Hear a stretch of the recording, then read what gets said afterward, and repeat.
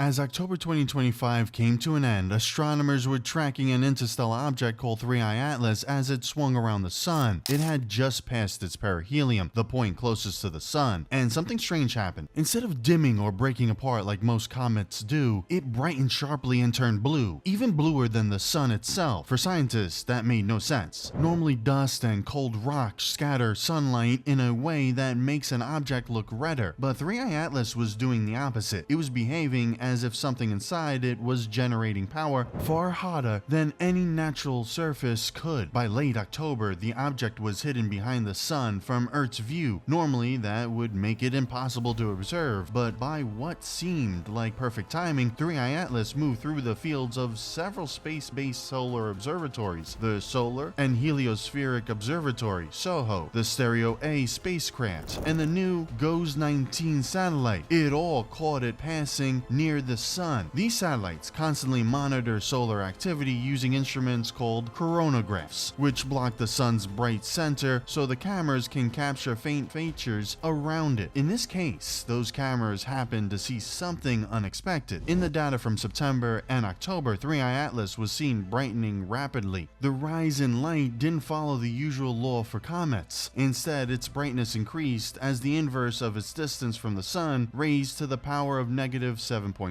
In simple terms, every time the object got a bit closer, it got much brighter, dozens of times brighter than predicted. The kind of steep increase isn't caused by sunlight reflecting off ice or dust. It suggests an additional source of energy, something internal, as if the object were activating as it approached the sun. The images from GOES-19 CCOR-1 coronagraph showed a faint blue glow stretching nearly 300,000 kilometers around the object, about a quarter of the sun's diameter. That halo was almost identical in size to the carbon dioxide plume detected a few months earlier by NASA's Sphere X space observatory. Back in August, Sphere X had found that 3i Atlas was releasing gas in a perfectly shaped jet that lasted for days. That steady, symmetrical emission looked more organized than the chaotic outburst of a normal comet. Now near the sun, the blue emission hinted that the same system might be converting solar radiation into some kind of active energy output. It didn't look like melting ice, it looked like a machine switching on. The blue light itself made scientists uneasy. The sun's surface temperature is about 5,800 degrees Kelvin, and any natural object cooler than that should appear redder, not bluer. For 3i Atlas to appear blue meant